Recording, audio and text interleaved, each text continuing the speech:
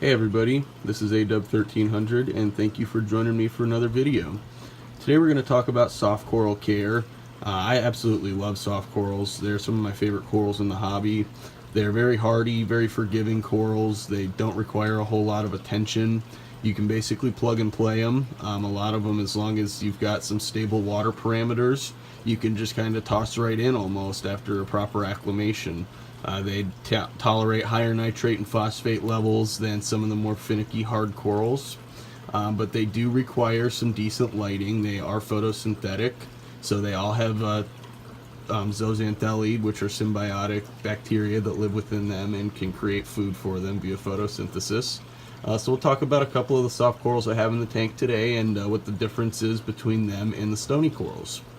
So some of the soft corals I have are my Ricordia mushroom there, my cabbage leather, I have another red mushroom back there, this Kenya tree, that other Ricordia, I have a little mushroom, these green star polyps. They're one of my favorite species of soft coral. Just the movement that they have and the color is absolutely phenomenal.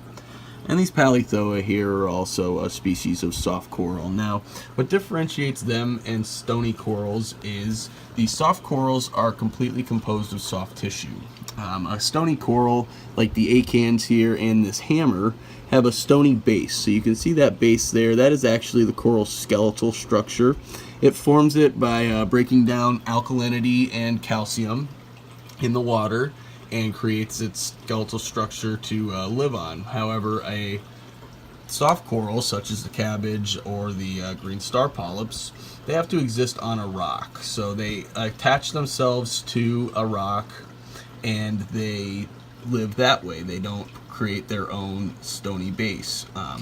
So that is one of the key differences. So they are able to live in a little more basic water. They don't need the trace elements as much as the stony corals do. But we'll talk more about the stony corals in the future. Soft corals are great for beginners, great for people struggling to keep, any of the more advanced species. They look great. A lot of people have soft coral only tanks. I personally love a mixed reef, but everybody's different. I do have kind of heavy on the soft corals though. But thanks for joining me today, guys. I really appreciate it. I hope this helped. I will post a link to a couple of good soft coral guides in the description there. And if you have any questions for me, please leave them in the comments below.